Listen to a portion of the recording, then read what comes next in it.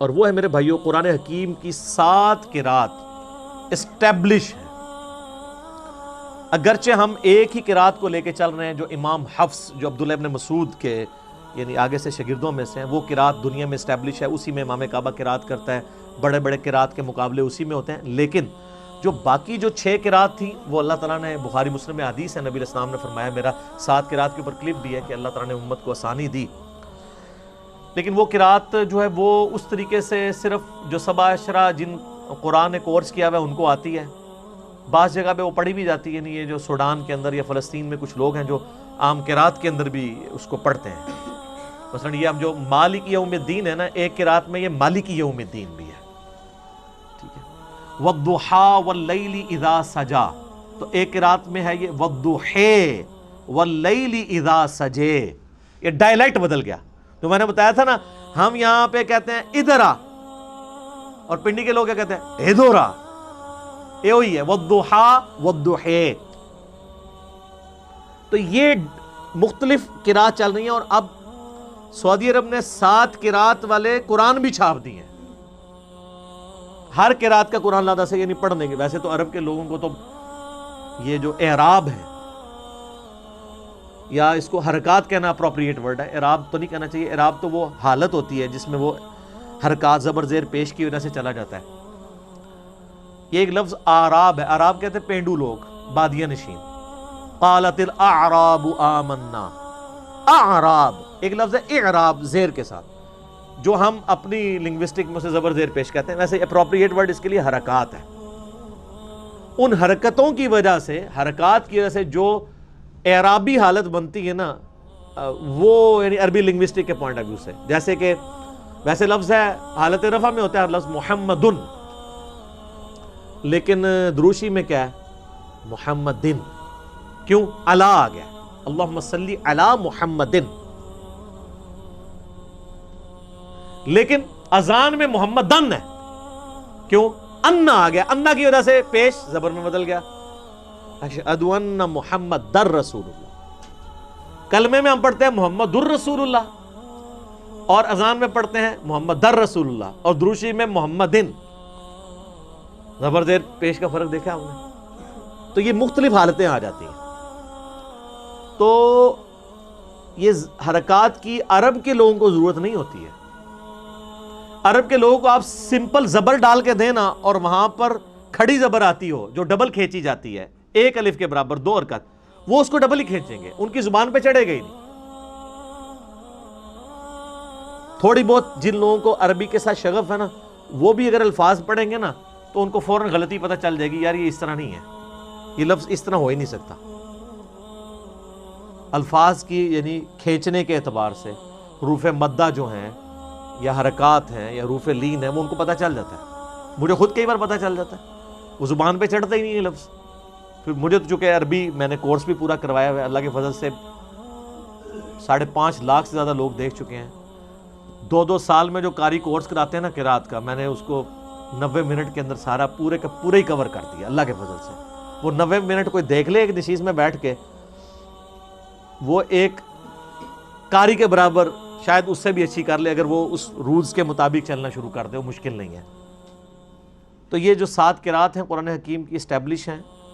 اور ابن مسعود کے بارے میں آتا ہے بخاری مسلم میں کہ وہ معوذتین آخری 2 سورتوں کو قرآن کا حصہ نہیں مانتے تھے.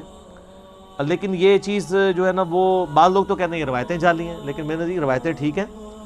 اصل میں عبداللہ ابن مسعود ان کو دعاؤں کے طور پہ مانتے تھے، اور بعد میں انہوں نے رجوع کیا ہے، کیونکہ امام حفص کی جو قرات ہم تک چل رہی ہے، جو اس وقت امام عاصم حفص کی، وہ ابن مسعود کی قرات ہے. تو اس میں تو معوذتین موجود ہیں. پوری دنیا کے مسلمان اسے لکھتے ہیں اور پڑھتے ہیں، ایز اے قرآن اسے یاد کرتے ہیں.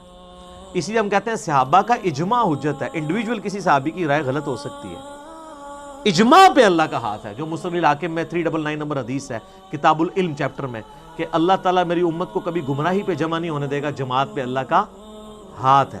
جماعت پہ پوری امت جو بات مان رہی ہوگی نا، وہ بات ایسی ہوگی اجماع امت،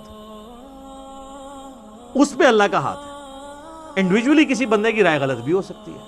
امت کا اجماع جو ہے نا وہ حفاظت کرتا ہے. ٹھیک ہو گیا. تو یہ 7 قرات والا ایک بڑا کریٹیکل ایشو ہے. میں نے اسی لیے اس کے اوپر حدیثیں بھی بخاری مسلم کی پیش کر کے نا ایک 7 قرات کا مسئلہ آپ یوٹیوب پہ لکھیں 7 قرات کا اختلاف ایک ویڈیو ریکارڈ کروا دی ہے, کیونکہ بعض لوگ غیر مسلم بھی اعتراض کرتے ہیں 7 قرات کی. ایسے وہ کہتے ہیں آپ کا کلیم ہے کہ قرآن کا ورژن کوئی نہیں ہے, قرآن ایک ہی ہے پوری دنیا میں, پھر 7 قرات کہاں سے آ گئی, اور پھر سعودیہ والوں نے 7 قرات چھاپ بھی دی ہیں اب ریٹن فارم میں. اب وہ لا کے دکھاتے ہیں, وہ کہتے ہیں جی دیکھیں جی آپ کے قرآن میں تو یہ لفظ ایسے لکھا ہے, اس میں تو یوں لکھا ہوا ہے, اور اس میں صرف زبر زیر کا بھی فرق ہوتا نا تب بھی کام چل جاتا. مالک یوم الدین اور مالک یوم الدین یہ تو چل جائے گا کہ چلیں لکھنے میں دونوں ایک طرح ہی ہیں. ملک لکھے نا, ایک لفظ ہے ملک فرشتے کو کہتے ہیں, ایک لفظ ہے ملک بادشاہ کو کہتے ہیں, ملوکیت والا.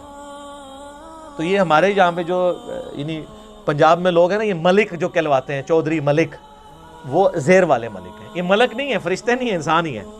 یہ ملک وہ والا ہے, خلافت و ملوکیت والا, وہ والا ملک. تو یہ یعنی زبر ایک صرف زبر اور زیر سے کتنا فرق پڑ جاتا ہے. تو اس میں تو کام چل جائے گا. مالک یوم الدین کو عربی میں لکھا جاتا ہے تو ملک لکھا جاتا ہے. مالک ہی پڑھنا ہو جو ہماری قرات میں ہے تو کھڑی زبر لگا دیتے ہیں, اگر دوسری قرات میں پڑھنا ہو تو اس کی دوسری والی زبر لگا دیتے ہیں. مالکی کھڑی زبر ہوگی, مالکی. اب یہ لفظ تو اپنی جگہ موجود ہے, صرف اس کی حرکات کی تبدیلی کی وجہ سے اس میں فرق پڑ گیا. یہ تو آپ کو ہضم ہو جائے گا. لیکن جو صحیح بخاری میں ہے کہ ابن مسعود جو ہیں واللیل اذا یغشا والنہار اذا تجلی وما خلق الذکر والانثی, یہ ہمارے مصحف میں ہے. وہ ماں کے بغیر پڑھتے تھے وخلق الذکر والانثی, اس میں تو ماں ہی پورا غائب ہے. تو وہ پھر کافر لے آتے ہیں, وہ کہتے ہیں دیکھیں جی آپ کے اس میں لفظ میں ماں موجود ہے, اس میں ماں موجود نہیں ہے. لیکن معنوں میں فرق نہیں پڑتا. اس طرح کئی اور الفاظ ہیں. ایک قرات جو ہمارے پاس ہے لقد جاءکم رسول من انفسکم, تمہارے پاس رسول آئے تمہاری جانوں میں سے, تمہاری سپیشیز سے. ایک قرات میں لفظ ہے انفاسکم, اس کا مطلب ہو جائے گا تم میں نفیس ترین. بیک وقت دونوں معنی درست ہیں, وہ تو کام چل جاتا ہے. مسئلہ یہاں پہ آ کے ہوتا ہے. اسی لیے اہل تشیع میں کئی لوگ ہیں جن کا یہ موقف ہے کہ یہ 7 قرات فراڈ ہے. اگر ہم 7 قرات کو ماننا شروع کر دیں گے تو قرآن ڈاؤٹ فل ہو جائے گا. لیکن پرانے اہل تشیع میں اور اہل سنت سب کے سب 7 قراتوں کو مانتے ہیں, سوائے جو چند ماڈرن سکولر ہیں. لیکن اس سے انکار ممکن نہیں ہے, 7 قرات ہیں. اس کی وجہ سے کوئی عقائد میں نظریات میں فرق نہیں پڑتا, نہ اس کو تماشا بنانا چاہیے. اور اگر کوئی ان 6 قرات کا انکار بھی کر دے ہم اس کی کوئی تکفیر نہیں کریں گے. امت صرف اسی ایک قرات کی پابند ہے جو مشرق سے لے کر مغرب تک, شمال سے لے کر جنوب تک پوری دنیا کے مسلمانوں کے ہاتھ میں, اور وہ یہ جو قرآن چھپ رہا ہے جو میں نے بتایا بلو بائنڈنگ میں.